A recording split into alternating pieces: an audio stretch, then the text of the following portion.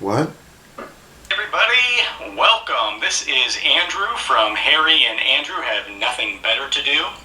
I wanted to give something a shot today. I wanted to try something a little bit different when it comes to our video. That son of a bitch.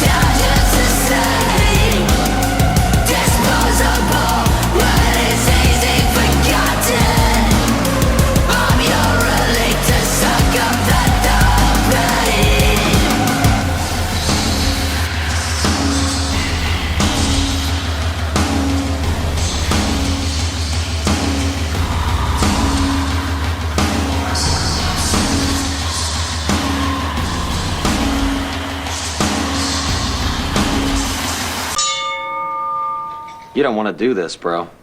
Oh, I think I do, buddy, because I got the moves that are going to make me number one.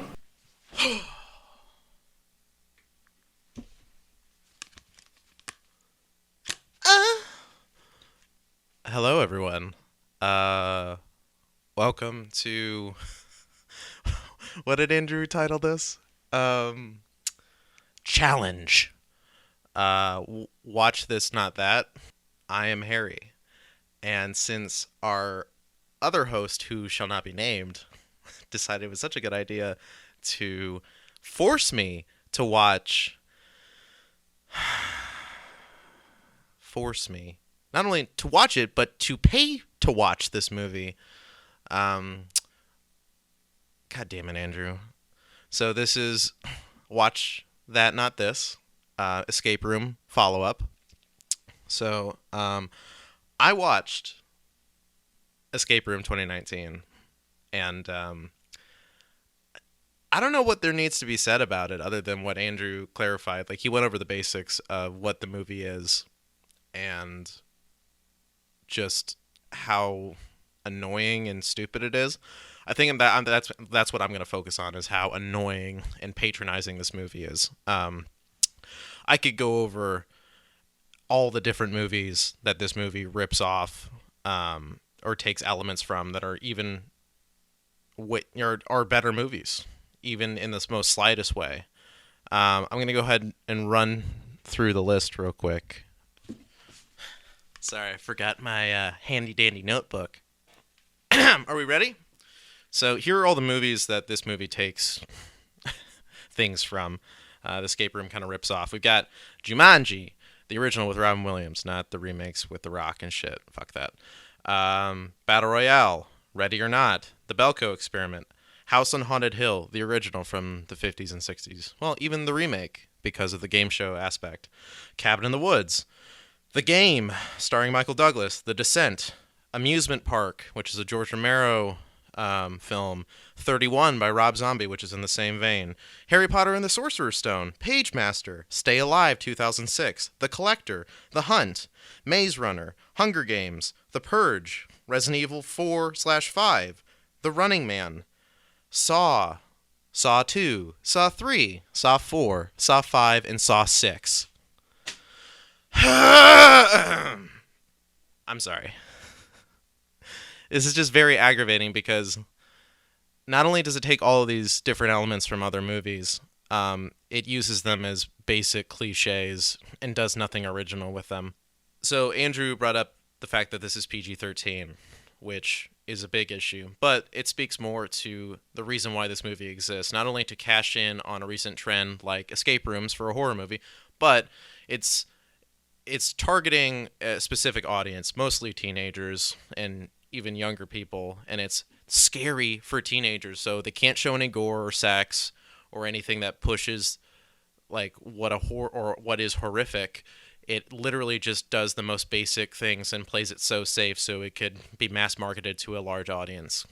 This movie is incredibly similar to Truth or Dare, Would You Rather, Wish Upon, all these recent teen horror movies, Unfriended, where they have no backbone, no willingness to take risks or do something incredibly edgy or fucked up. It's just, what's the most basic thing we can do and make sure that we make our money?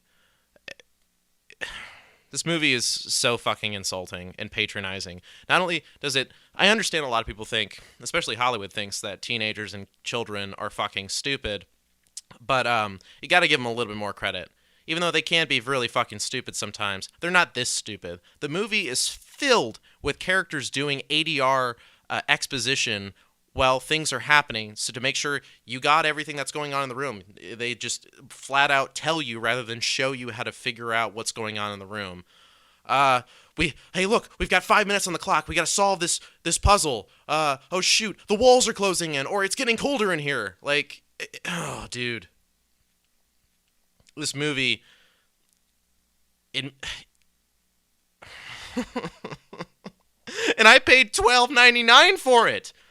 $12.99 to not rent this movie, to own it, because there's no rent option and there's no other streaming services that have this movie other than Amazon.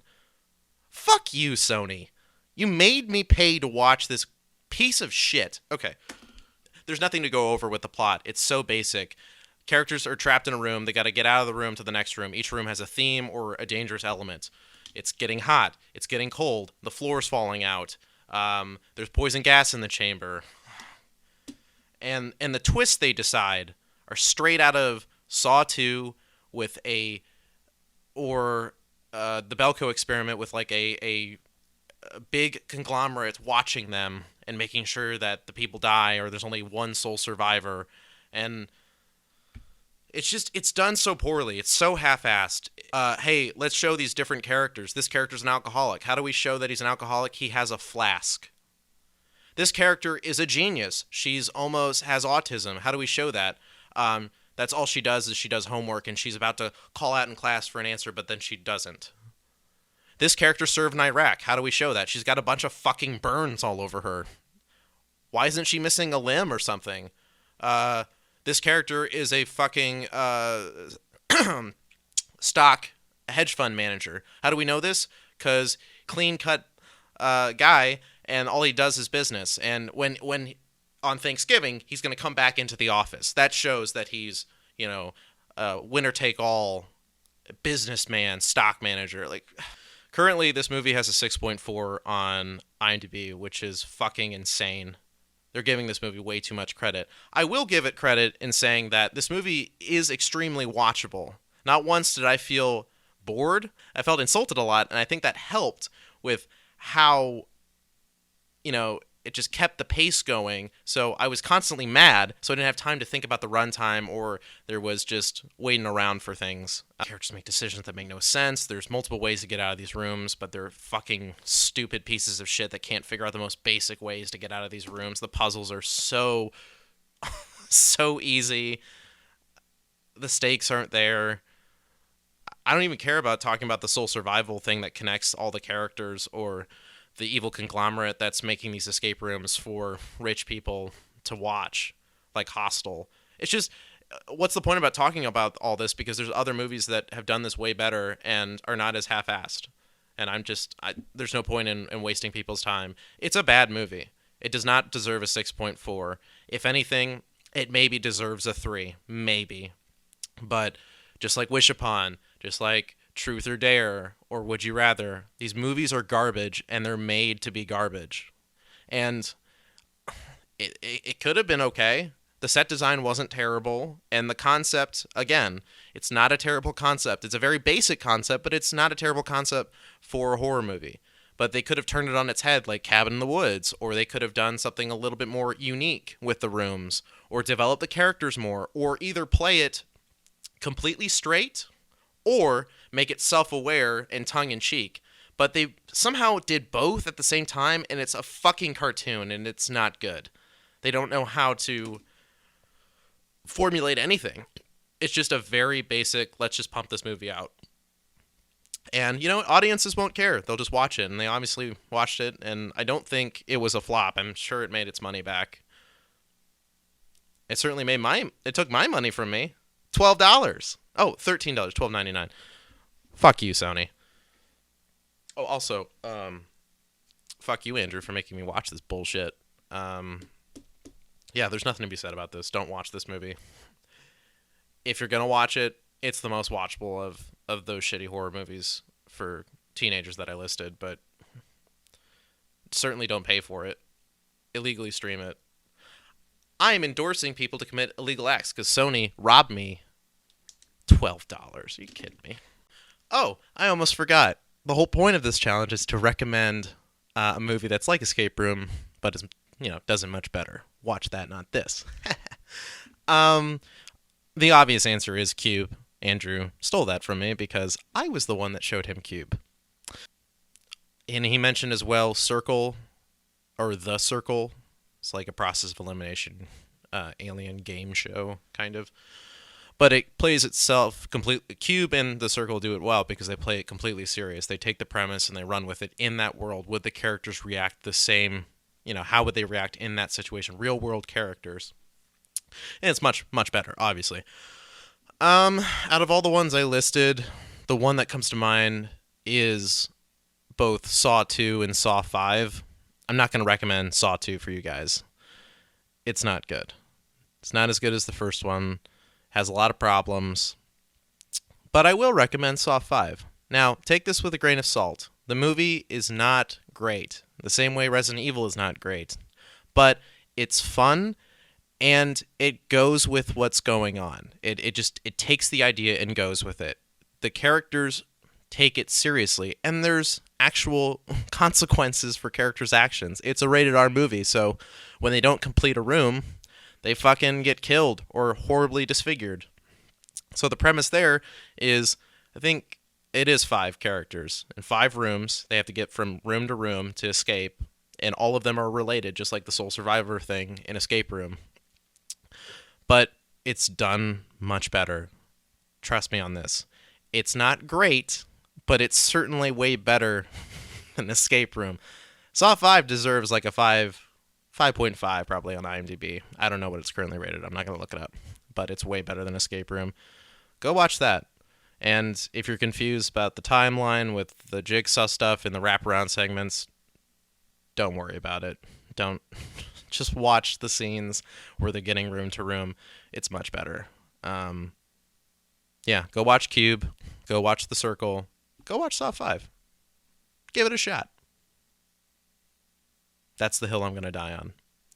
Whatever. Fuck it. I said it. Now there it is. All right, so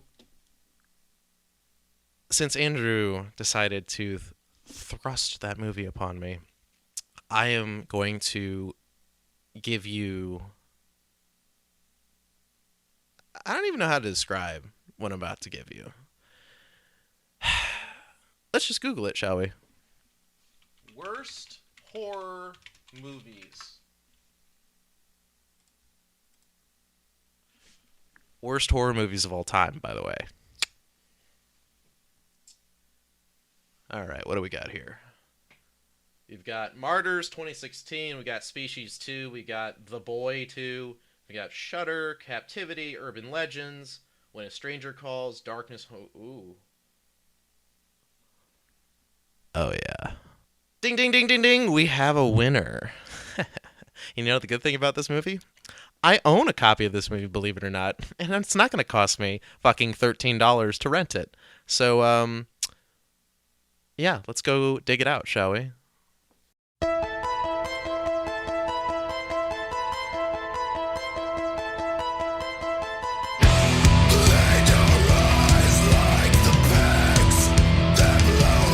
Turn to Killer Tomatoes, no.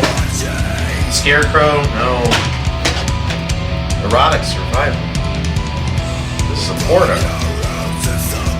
For later.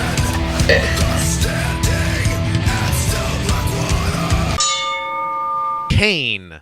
See No Evil. It's just See No Evil from 2006, starring pro wrestler Kane from WWE Films. This is the first of the WWE films. Oh boy.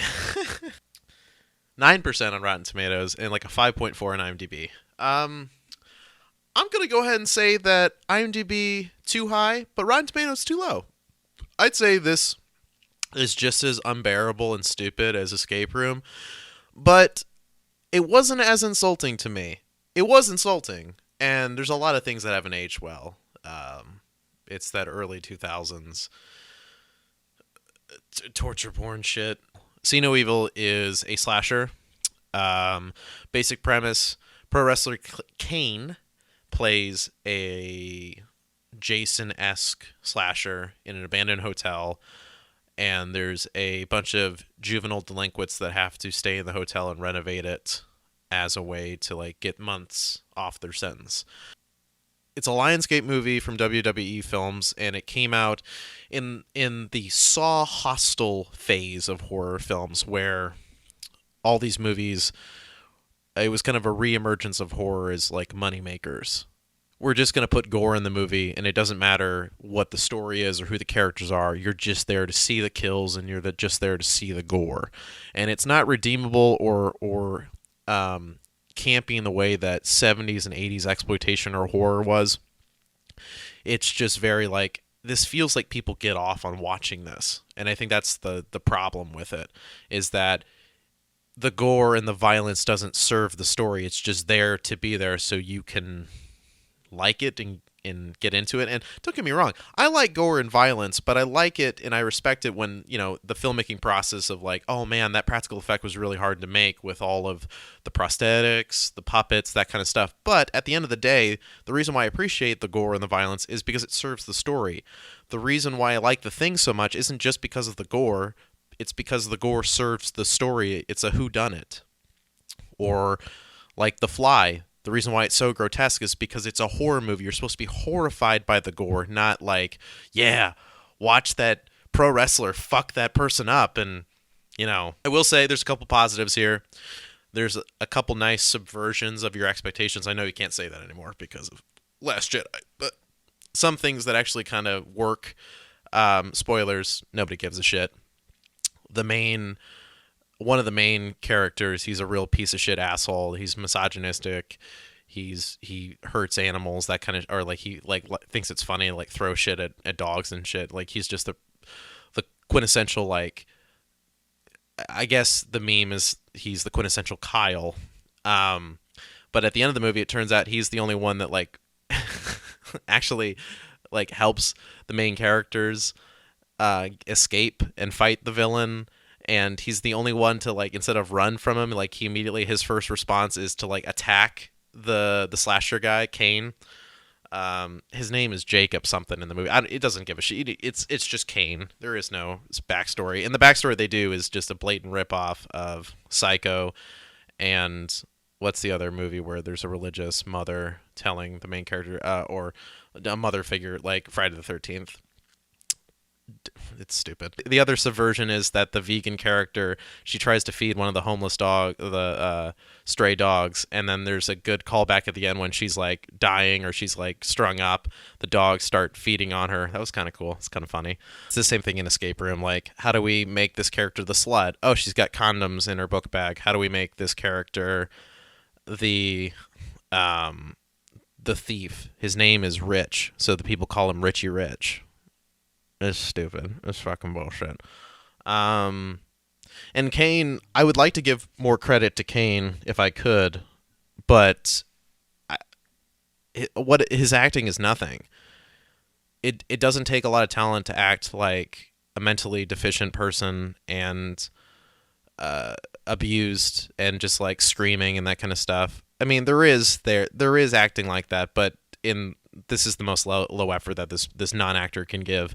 The most of his acting is just throwing people around, which is hilarious, by the way, when he like just flings people into walls or like smashes through stuff. It's like the Mongo joke from Blazing Saddles. It's very funny, but this isn't supposed to be funny. It's supposed to be serious. That's why it's so funny. This movie's terrible. It definitely isn't a 9% to me. To me, I think it's in the same vein as Escape Room. I think it's like a 2 or a 3. It's definitely not a 5. Just it's that early 2000s stuff hasn't aged well at all. And it's not like the first Saw. It's more like the Saw sequels, as in not good, even though I did recommend Saw 5. But it's not even like redeemable. Like it's fun. It's just stupid. Yeah, it made me appreciate Escape Room more. Yeah. But overall, even the small, like, funny parts that aren't supposed to be funny, or like the quick subverting of your expectations with some of these characters and some of their ends, their untimely ends, it doesn't redeem the movie. I'd say it's a 2, probably. An Escape Room, I would think after watching this, I'd bump it up to maybe a 4. This is between a 2 and a 3, and Escape Room would be a 4 for me. Yeah, so there you go. Now, I was thinking a lot about what would be a good recommendation, watch that, not this, for See No Evil. And I was going to pick, a bunch of older movies like Psycho, or classic, slasher movies like Halloween, Nightmare on Elm Street, some of the Friday the 13th sequels. But I'm not going to do that. I'm going to do a modern slasher, and a slasher I feel like that doesn't get a lot of respect. I'm going to pick The Collector, 2009. The Collector is a very basic premise, but I think it works incredibly well. It subverts expectations in a way better way because it serves the whole movie, not just for little moments. But I think it's great. It's a thief trying to break into a person's house and steal stuff to help his family, and it turns out he's walked into a Saw/slasher serial killer where the whole family's been strung up in different rooms and being tortured, and he has to navigate the rooms and escape and outsmart the serial killer, the slasher. And I think it works really well. Yeah, don't watch the sequel, The Collection. Maybe that'll be another movie we should recommend and watch, me and Andrew, because that movie's not good. But it seems like these movies, one movie does well because it's got an interesting premise, or it does something different, like Saw, or the first Hostel, or The Collector. And then they decide to make all these sequels and make all these rip-offs that they miss the point of the gore, they miss the point of the violence. Instead of serving the story, it's just used as a way for people to kind of gawk at it or enjoy it, which is weird. And I feel like a lot of horror has become that, and I don't really like that. I feel the reason why I like horror is because it does things that disturb you, but you can respect why it disturbs you. Yeah, I think that wraps it up for now. So, Andrew, go watch See No Evil. I have a copy right here if you want to borrow it, rather than having to download it or pay for it. Luckily, I didn't have to pay $12 for this movie. Get it? It's a funny joke because I keep bringing up that I had to pay $12 for Escape Room because Sony's a piece of shit. Yeah. Now that I think of it, maybe go watch Escape Room.